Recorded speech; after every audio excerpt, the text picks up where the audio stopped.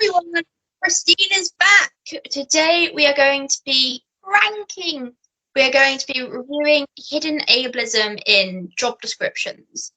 So, Christine, would you like to say anything? Thank you so much. It's nice to be back. Thank you for having me back. It means I'm well enough behaved, right?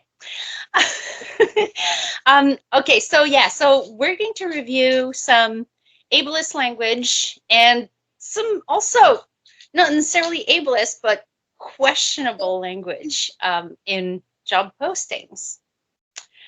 Okay, where do we start? All right. So reading a job description. Okay, so this role involves fulfilling necessary day-to-day duties in the butchery. This will include the portioning and packaging of fresh meat, the fulfillment of customer orders, and general duty to include cleaning. Okay, that's fairly reasonable. We are also involved in food preparation and hot food events, and there will be potential for the candidate to be involved in these areas too. This is a varied role because we are new, small, and fast-growing business. All hands on deck are often required. The ideal candidate must be able-bodied with good spoken English. They must take care and pride in all areas of their work. We operate a strict culture of respect among the team. This is a supportive and compassionate working environment. The ideal candidate will take this as an opportunity to kickstart their career in the food sector rather than just treating this as another job. Okay.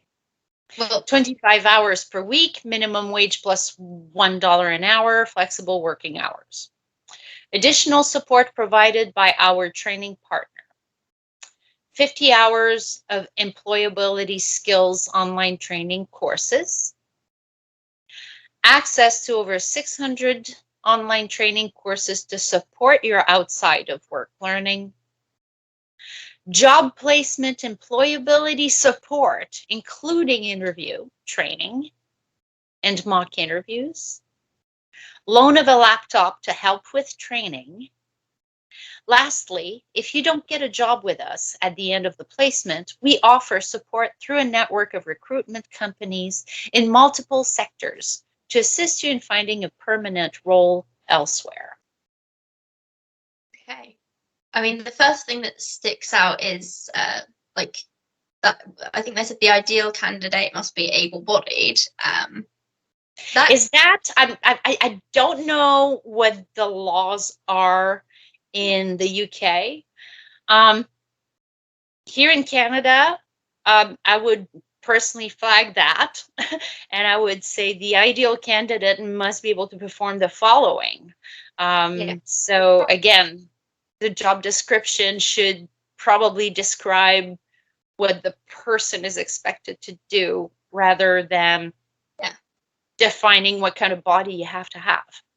Yeah, because the thing is, you can have a disability and still do the things they're asking. It depends what your disability is.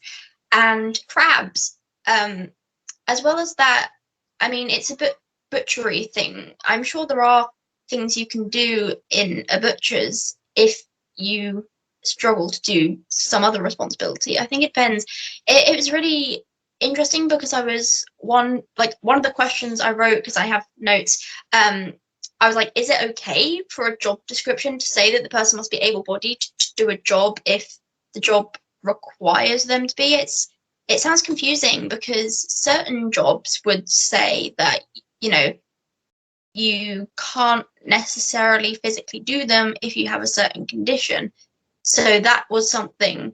Some people would see that as ableism. Some people would say it's not ableism because you have to be able to do the things. I like what you said about listing the responsibilities rather than saying basically you just can't be disabled. Crabs. Or what it actually just says what kind of body you have to have. That bothers me. That really bothers me. So again, I don't know what the day-to-day in a butchery is like, but I understand, you know, there would be, you know, there might be some barriers like The meat counter might be, so if you are a wheelchair user, it might be difficult to use the counter to serve customers. You might be able to access a lot of the inventory, but are you able to access everything? So is the butchery accessible is the question, right? So it's not about being able-bodied, it's about, are the right supports in place for you to be working in a butchery regardless?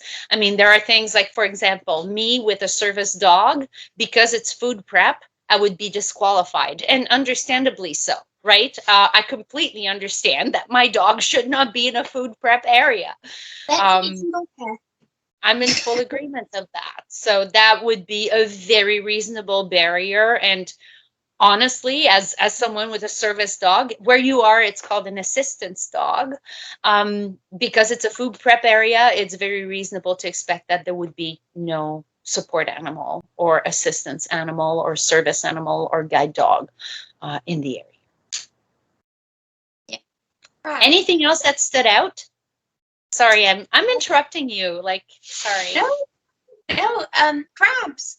Like with the assistance dog thing, yes, that's understandable, and I guess that's kind of the perspective that people need to think about it. It's quite confusing because some people with something like that, they might say, well, it's okay for them to say that because you won't be able to do the job if you're not able-bodied, but then it really depends, because it might actually be the environment that's the problem. Like you said, it really depends on the condition someone has, because you can be non-able-bodied and be completely different. So saying that as a specification doesn't necessarily make complete sense, because it's more diverse than that. It's not just able-bodied and not able-bodied. Crackers. Was there anything else in there that kind of stood out for you? The bit about, was it spoken language? Something, I believe, about that. The ideal candidate must be able-bodied with good spoken English. Yeah, that's interesting. Crap, because some people do not communicate verbally but can still communicate well. If they, for example, have like an iPad that they communicate on, I do think someone could still work in a butchery or somewhere where there are people facing, even if they can't verbally speak, because they can still communicate potentially through something like an iPad. So although it's not verbal, they can still communicate. Also sign language. Yes, and like there's a few things. Makaton is similar to that, I think. Crabs. Yeah, and as you say, there's a lot of technology available to help communicate. So again, they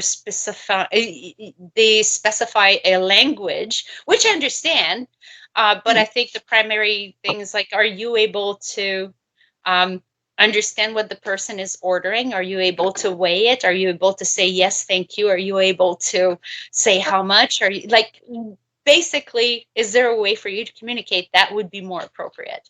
And from the full job description, because obviously don't know where it's from, Crabs. is that from a quote-unquote supported employment organization on your side of the pond? Just because from the way it read, I create curricula for things like that, and that read like the stuff I write about.